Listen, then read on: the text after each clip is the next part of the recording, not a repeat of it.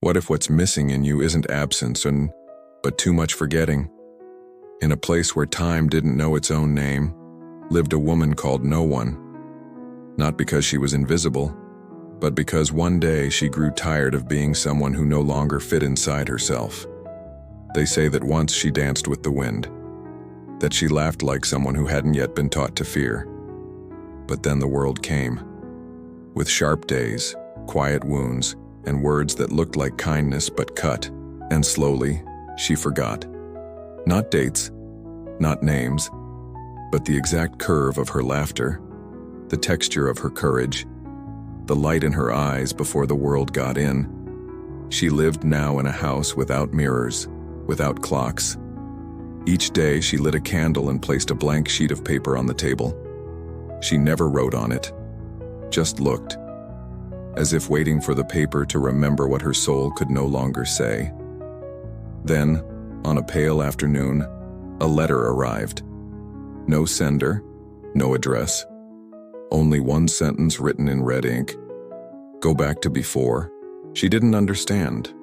Or maybe she understood too well. Because something inside her shook. Like the name she'd forgotten had just whispered its echo. And maybe that's what it is. Parts of us don't die. They just hide, waiting for us to be brave enough to call them by the name the world tried to erase. Not all remembering comes through the mind. Some arrive through scent, touch, or the right kind of silence. After the letter, No One began to leave her house empty-handed. Just her feet, her body, and a quiet sense that something on the ground was waiting to be picked up. She walked slowly along the village edges, where earth still held old footprints. She touched trees as if searching for forgotten faces in their bark, collected fallen leaves too early in the season, and tucked them into a pocket meant for nothing else. One morning, she met a child playing with handfuls of sand. The girl looked her in the eyes and said, "You used to play with me, but you don't remember." Then returned to play, needing no explanation. No one felt her eyes burn. Not from emotion, from memory. Back home, she opened a drawer of old cloth and found a scrap stitched into a star. She didn't remember making it, but her hands knew the thread's path. She traced the seam like someone rediscovering a forgotten prayer. That night, as the candle flickered, the blank page seemed to glow faintly. Without meaning to, she wrote one word. Almost. It wasn't much, but it was something. She placed it under her pillow and dreamed of a voice whispering, "Pieces of you are still waiting along the path you stopped walking." Because sometimes remembering who you were isn't going backward. It's letting time return to the place where you disappeared. You don't need to remember everything, just enough to recognize what still stirs when the world goes quiet. In the days that followed, No One began collecting fragments like someone gathering unseen company. A heart-shaped stone, imperfect, a lone blue button, a piece of frosted glass. She placed them all in a wooden box she'd found under the bed, covered in years of dust. The box had no lock, only one word carved into the lid. Before. She didn't know what it meant, but every time she opened it, she smelled something like childhood and wet earth, and that was enough. One dusky evening, she returned to where she'd met the child. The girl was gone, but on the ground, a spiral drawn in dry leaves.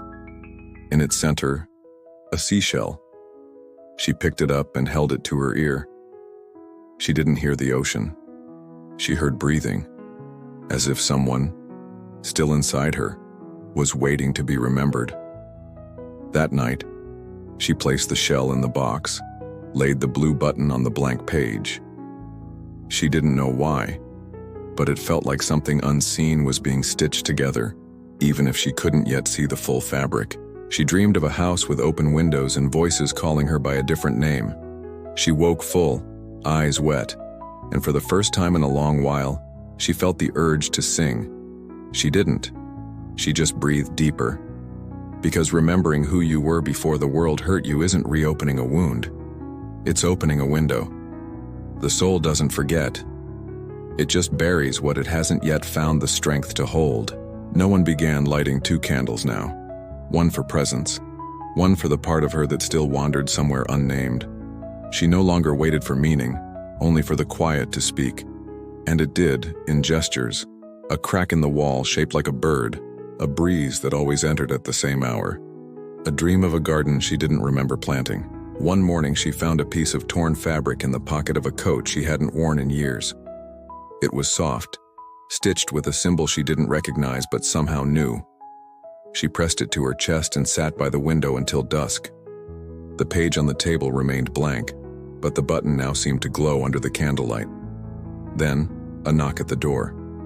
A man with a kind voice and a distant face. "I don't know why," he said, "but this belongs to you." He handed her a small tin box.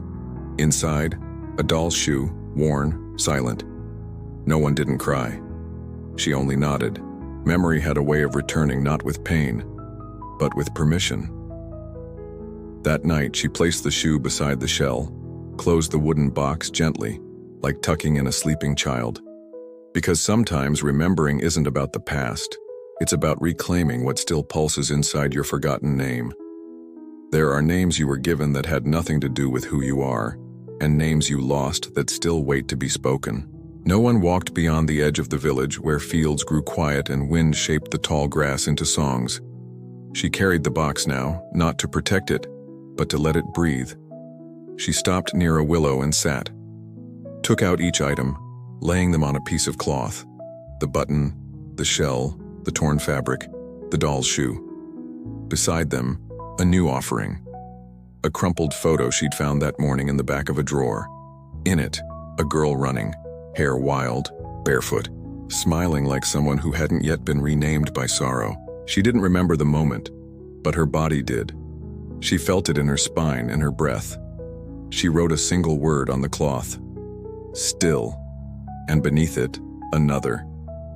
Here. A leaf fell onto her lap.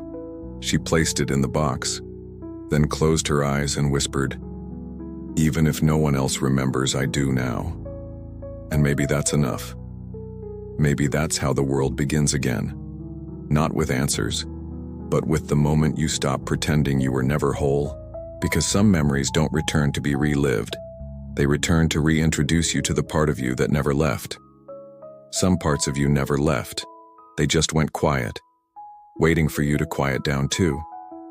No one began leaving the door ajar, not expecting visitors but sensing something, or someone, might come through. And whenever the wind entered, she lit the candle. That was the only pact. If the house breathed, she would listen. That day she placed all the items on the floor. The doll, the shell, the button, the torn fabric, the red napkin, the stones. She sat before them and stayed. A long time. Saying nothing, asking nothing, letting each fragment speak what it had stored in silence. She began to see the objects not as memories, but as continuations. That what had been lost had in truth remained. That nothing needed rebuilding. Only care. Then, for the first time, she wrote a whole sentence. "I am the one who stayed." She read it, folded the paper, placed it in the box, and sealed it with a ribbon found between the pages of a forgotten book. It was red, like the ink of the note that once whispered, "Go back to before." But now she knew. It wasn't about going back. It was about being. In the village, some noticed her eyes had changed, still deep, but now welcoming. An old man said, "You look like someone who no longer fears remembering." And she replied, "It's because I no longer forget to bring myself along. Because remembering who you were isn't about answers. It's about letting the old questions speak again.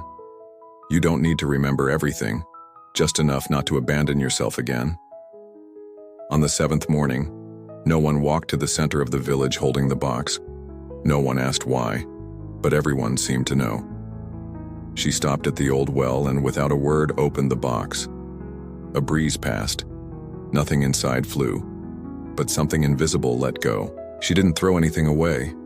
She only breathed and whispered, "Now it fits." And it did. Because everything in the box was no longer weight. It was part. Walking home, she sat on the doorstep, the doll in her arms and the folded paper in her lap. She looked at the sky without searching, and for the first time felt she no longer needed to be found. Not by herself, not by anyone. The house breathed, her body too. And in the mirror, covered in soft white cloth, one word appeared in the dust. Stayed. She didn't wipe it, didn't cover it, just smiled. Like someone remembering their real name after a lifetime trying to be something else. And there, between the wind, the fragments, and the quiet, no one became someone. Not because she remembered it all, but because she stopped forgetting the essential. Because remembering who you were before the world hurt you is allowing yourself to become home for what in you never stopped waiting. If any part of you still waits to return, rest. The memory has already arrived. Follow the whisper on the hidden path.